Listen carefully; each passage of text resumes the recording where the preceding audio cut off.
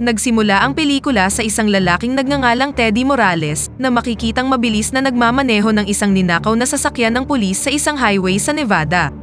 Habang nagdadrive, mukha siyang nagpapanik at takot na para bang may humahabol sa kanya. Sa kasamaang palad, nang makarating sa mabuhanging kalsada, biglang nasira ang dala niyang sasakyan. Dahil dito, kailangan niyang magpatuloy sa paglalakad malapit sa border ng Nevada na may dalang suitcase na puno ng pera at mahahalagang dokumento na ninakaw mula sa kanyang mga kliyente. Sa ibang lugar, dalawang pulis ang makikitang nag-uusap. Isang bagong pulis na nagngangalang Irene Young ang nakakuha ng baril bilang regalo mula sa kanyang boss na si Coleman. Kalaunan, nakatanggap ng report ang dalawang pulis na merong kaguluhan sa isang kasalan malapit sa Nevada Casino. Dumiretso silang dalawa sa lugar at pagdating nila doon, tila malala na ang kaguluhan. Ilang tao ang nag-aaway sa harap ng gusali at nang bumaba sila sa sasakyan, kinailangang magpaputok ng baril ni Irene sa ere bilang warning shot upang matigil ang kaguluhan. Gayunpaman, bigla siyang inatake mula sa likuran ni Teddy, ang business consultant na tumakas gamit ang police car sa simula ng pelikula. Tinutukan siya ng baril ng kasamahan ni Irene at itinaas naman ni Teddy ang kanyang kamay bilang pagsuko. Hindi nagtagal, nagpaputok si Irene ng taser gun para makuryente si Teddy at para maaresto na siya. Kalaunan, dinala siya ni Irene sa istasyon ng pulis para sa kasong assault. Nang maganap ang pag-aresto, isang hitman na nagngangalang Bob Vidic ang makikitang nakatingin kay Teddy mula sa malayo. Siya ang naatasang pumatay kay Teddy ng isa sa mga kliyente ni Teddy dahil nagnakaw siya ng pera at mahahalagang dokumento. Kaya ang pagsuko ni Teddy sa himpilan ng pulisya ay isang pagsisikap upang protektahan ang kanyang sarili mula sa pagtugis ni Bob na nais siyang patayin. Pagkarating sa police station, ininspeksyon nila si Teddy. Nakita ng mga pulis ang maraming pera sa suitcase na dala niya at ilang nakumpiskang dokumento bilang ebidensya. Habang nag-iinspeksyon, nakita ni Irene ang isang tama ng baril sa tiyan ni Teddy at nagtanong kung ano ang nangyari. Gayunpaman, mas pinili ni Teddy na itikom ang kanyang bibig. Pagkatapos, itinapon si Teddy sa isang selda na matatagpuan sa likod ng police station. Inilagay siya ng mag-isa sa isang selda at hindi isinama sa ibang mga preso. Samantala sa isa pang silid, ang amo ni Irene na si Coleman ay nakatanggap ng report na sinabi na ang isa sa kanyang mga subordinate ay biglang nahagip ng isang napakabilis na sasakyan na minamaneho ng isang lasing na lalaki. Sa huli, dinala ng pulis ang lasing na lalaki sa police station at ikinulong siya sa isang selda kasama ng isa pang lasing na bilanggo. Lumalabas na ang lasing na lalaki ay si Bob, ang hitman na humahabol kay Teddy para patayin siya. Sinadya ni Bob na lasingin ang sarili at binangga ang pulis para makulong sa parehong kulungan ni Teddy. Nang makita si Bob sa harapan ng kanyang selda, nalaman ni Teddy na si Bob ang asasin na humahabol sa kanya. Sinubukan niyang doblehin ang perang inalok ng kanyang kliyente para hindi na siya nito patayin, subalit si Bob na isang professional assassin ay tumanggi sa alok at gagawin pa rin ang kanyang misyon na patayin si Teddy. Ang cellmate ni Bob, na isa ring lasing na bilanggo, ay mukhang nahimasmasan na. Tila ayaw ng bilanggo na makibahagi sa isang selda sa ibang tao at sinimulang bulihin si Bob sa pamamagitan ng pag-inis sa kanya. Hindi alam ng bilanggo na ang kasama niya sa selda ay isang napakadelikadong assassin. Hindi nagtagal, sa eksaktong 12:00 ng tanghali, gamit ang isang mabilis at nakamamatay na galaw, nagawang patumbahin ni Bob ang kanyang cellmate hanggang sa magsuka ito ng dugo. Sinadya ito ni Bob upang lumikha ng kaguluhan at maakit ang mga pulis sa kanyang selda. Nang marinig ang pagring ng alarm sa police station, agad na pumunta sa selda si Coleman upang suriin ang sitwasyon. Pumasok siya at tiningnan ang cellmate ni Bob na walang malay at nakahiga sa sahig ng selda. Habang sinusuri ang sitwasyon, bigla siyang inatake ni Bob mula sa likuran at nagawang makuha ng preso ang baril na nakasukbit sa kanyang baywang. Agad na itinutok ni Bob ang baril kay Teddy at sunod-sunod na nagpaputok para tapusin na siya. Sa kabutihang palad, ang plano ni Bob na patayin si Teddy ay napigilan ni Irene na tinutukan siya ng baril sa likuran at nagbantang papasabugin ang kanyang ulo kapag hindi pa siya tumigil. Dahil dito, sumuko na si Bob sa babaeng pulis at ipinosas ang kanyang kamay sa iron bar ng selda.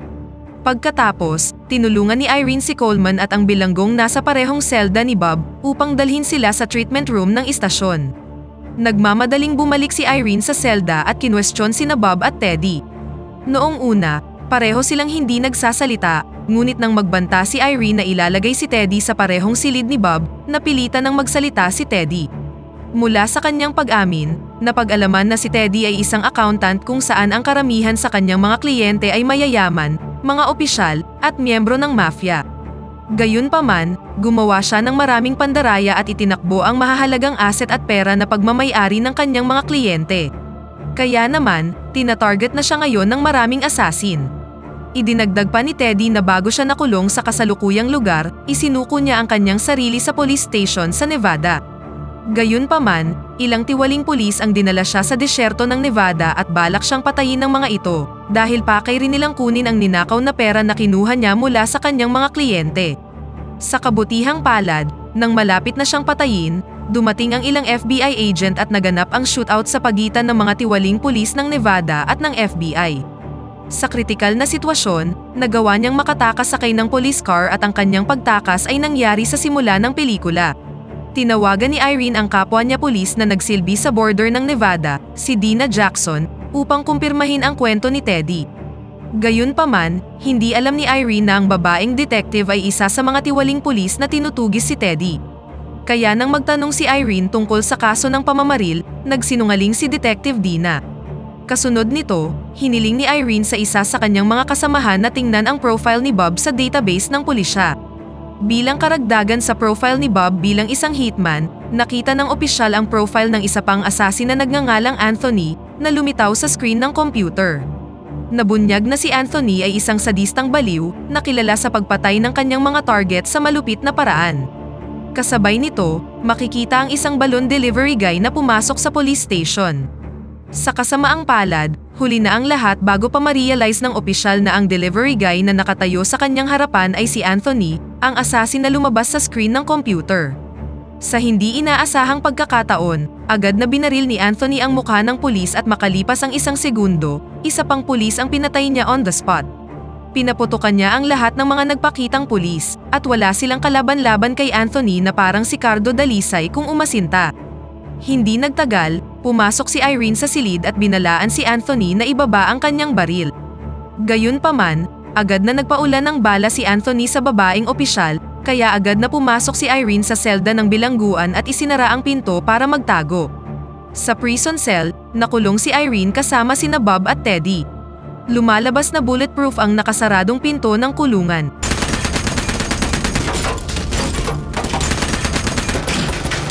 Kaya hindi nasira ni Anthony ang pinto kahit pasunod-sunod na bala ang ipinutok niya. Kahit nagawang makapasok ni Irene sa selda ng kulungan, nasugatan naman ng husto ang kanyang tiyan dahil sa pamamaril na ginawa ni Anthony kanina. Nakaupo siya sa sahig habang nakatitig kina Bob at Teddy. I'm coming in there whether you like it or not. Ilang sandali matapos marinig ang putok ng baril sa treatment room, si Officer Huber na kasama ni Coleman ay biglang nagpaputok ng baril sa kanya at sa preso. Lumalabas na si Officer Huber ay isa sa mga tiwaling pulis na nagtatrabaho para kay Anthony. Nakakuha sila ng utos mula sa parehong mobster na isa sa mga kliyente ni Teddy. Gusto ng mafia na patayin si Teddy dahil sa ginawa niyang panloloko, kaya't ang dalawang assassin na sina Bob at Anthony ay nakikipagkumpetensya para patayin si Teddy ngunit nagtatrabaho sila para sa magkaibang mga kliyente. Sa labas ng selda, makikita si Officer Huber na sinusubukang lokohin si Irene sa pamamagitan ng pagsabing umalis na si Anthony sa police station. Gayunpaman, tila naghinala dito si Irene at hindi siya naniwala sa impormasyong sinabi ni Officer Huber.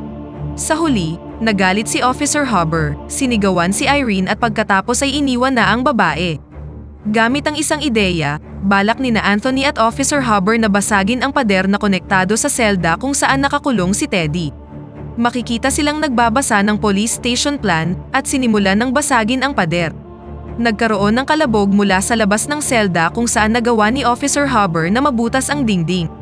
Samantala sa prison cell, sinubukan ni Teddy na hikayatin si Irene na palayain siya na may garantiyang hahanapin niya ang gamot na kailangan ng pulis para gamutin ang kanyang tiyan.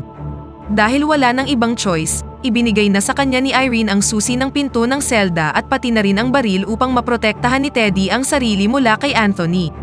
Nang papalabas na si Teddy sa selda, pinaalam ni Bob na pinatay ni Anthony ang kanyang asawa at mga anak. Nang marinig ito, Labis na nagalit si Teddy at agad na lumabas ng selda. Sa isa pang silid, makikita si Officer Hubbard na sinusubukang sirain ang pader, habang si Anthony naman ay nakaupo lang at nanonood. Hindi nagtagal, biglang dumating ang dalawang pulis na naka-duty sa araw na yon. Nang hindi nagpapakita ng awa, agad na pinatay ni Anthony ang dalawa sa mga kasamahan ni Officer Hubbard. Matapos barilin ang dalawang pulis, biglang dumating si Teddy mula sa kabilang direksyon dala ang kanyang baril.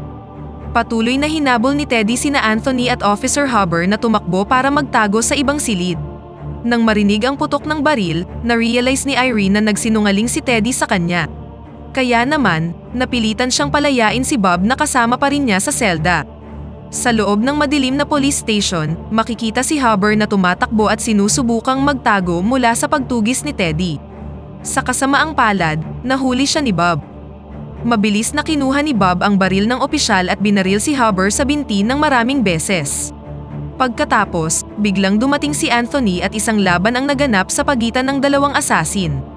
Kitang-kita ang pagkakaiba sa edad ng dalawa, kung saan mas bata pa si Bob kaysa kay Anthony na matanda na. Naging matindi ang laban sa pagitan ng dalawa, ngunit sa huli ay nanaig si Bob at sinaksak si Anthony sa dibdib. Nang malapit nang tapusin ni Bob si Anthony, biglang nagpakita si Teddy dala ang isang baril at agad na tumakbo si Bob para iwan ang malapit nang mamatay na si Anthony. Pagkatapos, humakbang papalapit si Teddy kay Anthony at pinatay na siya. Hindi nagtagal, nagsimulang magbuhos ng gasolina si Teddy para sunugin ang buong istasyon at pagkatapos ay naglakad siya papunta sa may kusina. Sa sandaling yun, nagpakita si Irene at sinabing hindi na makakatakas si Teddy dahil nakipag-ugnayan na siya sa FBI para arestuhin siya. Nang marinig ito, naging emosyonal si Teddy at itinapon kay Irene ang isang lata ng gasolina. Mabuti na lang at nakatalon si Irene at tumakas sa itaas para habulin si Teddy. Si Irene, na magaling gumamit ng baril, ay nagawang mabaril si Teddy sa dibdib at nahulog ang accountant sa cabinet sa unang palapag.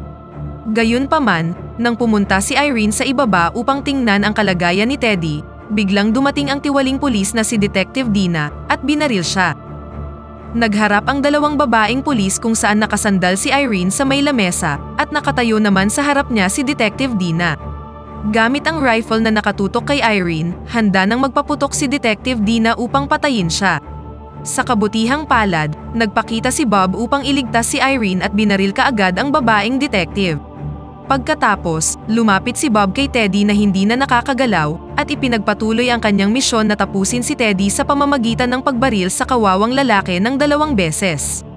Pagkatapos, kinuha niya ang suitcase ni Teddy na kinumpiska noon ng mga pulis at nagmamadaling umalis sa istasyon. Kasabay nito, nang nakaalis na siya gamit ang isang sasakyan, dumating na ang FBI sa police station. Sa huling eksena, makikita si Bob na nagmamaneho malapit sa desyerto ng Nevada. Habang nasa daan, tinawagan ni Bob ang kanyang kliyente at sinabing natapos na niya ang kanyang misyon sa pagpatay kay Teddy, at dito na nagtatapos ang pelikula.